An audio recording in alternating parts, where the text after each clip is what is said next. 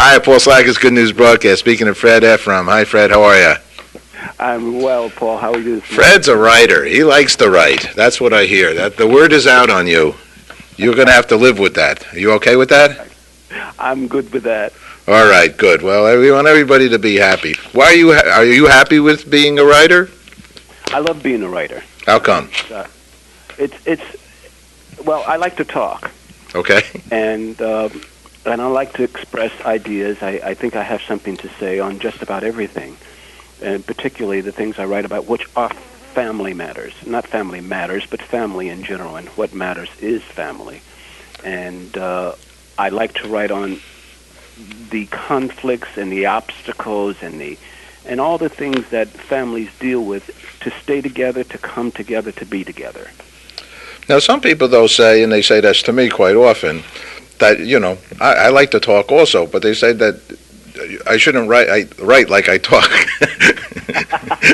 I do write like I talk, and then they're totally confused. So I have a book in front of me that I think, though, that indicates that you can actually write and talk. Birds of a Feather, it's called. Congratulations. Thank you very much. This is a good thing, and tell us about it. Well, Birds of a Feather is a New York story. I don't know if it's a typical New York story, but it's about a co-op on New York's Fifth Avenue, across the street from Central Park. And I'm talking to you like you're not a New Yorker. So. Okay, do that, because I know all about this story. Because I live on the other side of the park. I can practically see the whatever we're going to talk about. But go on. I'm from Idaho. And so what I wanted to do is tell people about this is a fascinating story, how the rich in New York City live, how the rich live anywhere, but in particular New York City. This is a very exclusive area, Fifth Avenue. What made me write the story was that when they removed the red-tailed hawks from one of the buildings, 927 Fifth Avenue, and I saw the story because I wasn't living in New York then, I was living here in California where I am now. I said, well, that's fascinating, but what else is going on in one of those co-ops? And then I said, okay, that's the setting. And I said, well, who's going to tell the story? You're not going to get one of the people inside to tell the story. They don't want to be bothered. So I said, well, who would tell the story? I said, the doorman. So the doorman, who has a history of having once lived in that very building, who's had served some time for kiting checks, he is now the doorman, and now he's dropping all the dirt, all the beans on everybody and everything that's going on in the co-op. Mm-hmm. And where do you fit in here? Well, where do I fit personally? Yeah, how do you get involved with this? Well, you know the doorman? No, not at all. I get involved because I have the joy and pleasure of watching it unfold and hearing what he has to say about himself, about his life, and how he sees what is going on in the building with all the people and all the intrigue that goes on in the building. And so how does he see it in a little bit of his thoughts? What are some of the things he learns? Well, he learns that people are the same, whether they have money or not. And that rich people have problems as well as poor people. And money is not the root of all people's problems. And money cannot solve all the problems. And then further than that, is that he has a relationship with one of the women in the building. And that there's a young woman in the building whose parents don't really seem to care as much about her as they could. And he becomes he becomes her confidant. And she, goes to him and tells her about her problems. And then there are other things. There are these thugs who move into the building because they have money and they kind of force their way into the building, and the kinds of havoc that they wreak in the building. And then there are other people in the building that he's related to, and how his relationship is altered and changed by the fact that they do live in the building and he works in the building. He's not a part of the building, but he's part of that relationship. Mm-hmm.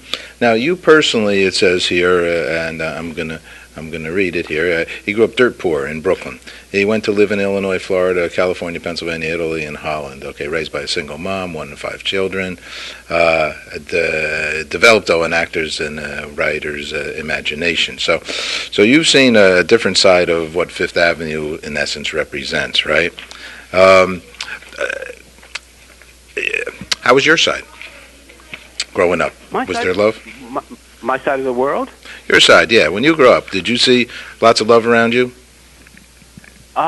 Yeah, I did. I had my mother's love, and I had love of literature. That's the thing that made me write.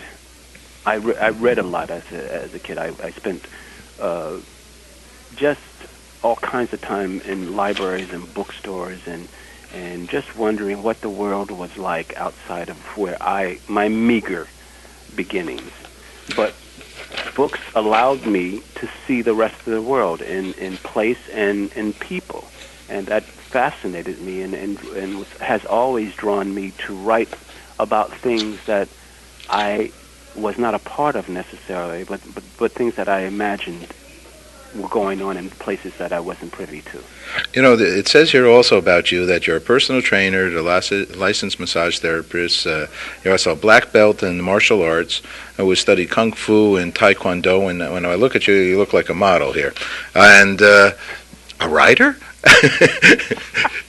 What the heck's going on here? You don't look, I mean, those things don't sound too writerish, but maybe they are. Don't mind me, Fred. I'm just, No, I think that's cool. I'm just a jack of all trades. I'm all over the place, and I enjoy my life. I enjoy the travel, and I enjoy the diversity in my experiences. And yeah, I'm a writer. I'm an actor. And I love doing and learning and developing whoever it is I'm going to be in the end. Well, let's go back to the birds of a feather, okay, and give us a little synopsis of what actually happened over there once again. Okay, what happens is there's lots of intrigue in the building. There are 3, 4, 5 stories going on at the same time. There are the stories with the Russians, the stories with the parents, the stories with the affairs, and the stories with the family that doesn't know it's a family until 3/4 of the way into the book. And how they all circle around Albert Lawrence, who is telling the story, and how he sees them and he sees himself in relationship to this story. Okay. How about all the bird watchers? Aren't there a few of those every day out there looking? This became quite a controversial issue. Why don't you maybe give a little background? I mean, this became, unless that ruins the book, but, this became a home for birds on the top of a building that had been there for years, right? And they were there for years, and no one bothered them, but eventually somebody wanted to bother them. No, until they destroyed that little sanctuary, and that's what drew me to the book, and that's what drew me to the title, because I was thinking about the birds to begin with, but then I wanted to write a story about the birds. But I didn't know enough about the birds themselves, but I knew about the people who lived around the birds. And then the family came up, and it was all part of stringing everything together. But the birds were the stimulus of the story. In fact, they were. And the birds are not normal. They weren't pigeons. They weren't, more of a... No, they were red-tailed hawks. And a hawk is I think is America's symbol. A bird. Hawk is a very prestigious. I know when we see hawks, I live right off Central Park up there, and in the park, I mean, I see people just standing there looking at a hawk for hours, and because they're amazing with their wingspan and all that, right?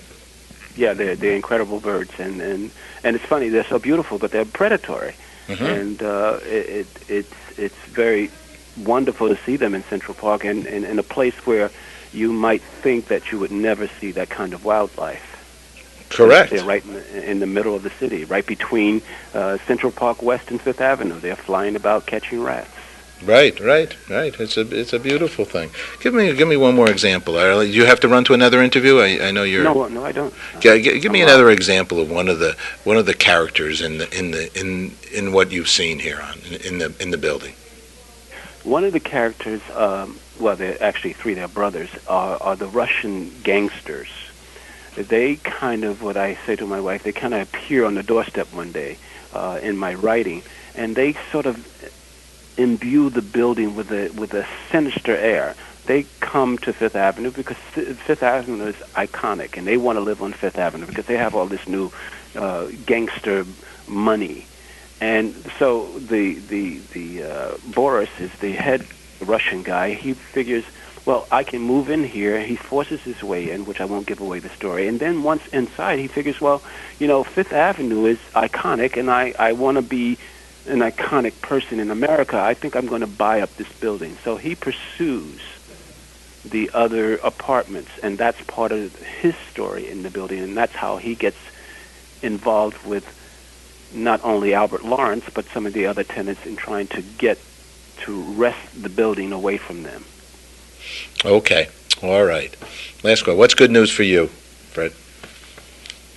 What's good news for you? That I'm able to speak on your show and tell people about my book and share it to the public, with the public. Okay. All right. Well, we are very honored to have you speak on the show, and thank you very much for sharing your good news. Congratulations on your success, and thank you for actually bringing this story out a little bit more to the world, because it was a fascinating story, situation, let's put it that way, for the lovers of animals, and in essence now and the way people deal with the whole situation. So it's really fascinating. So congratulations.